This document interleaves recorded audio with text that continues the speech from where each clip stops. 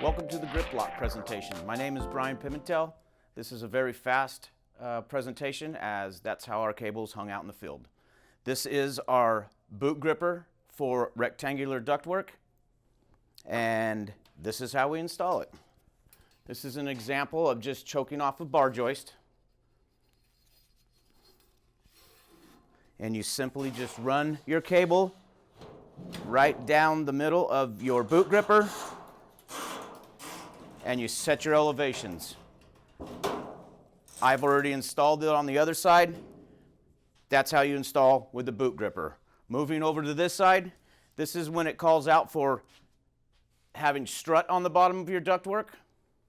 And all you're doing here, just like over there with that one, you simply just move up the strut to set your elevations on both sides as well.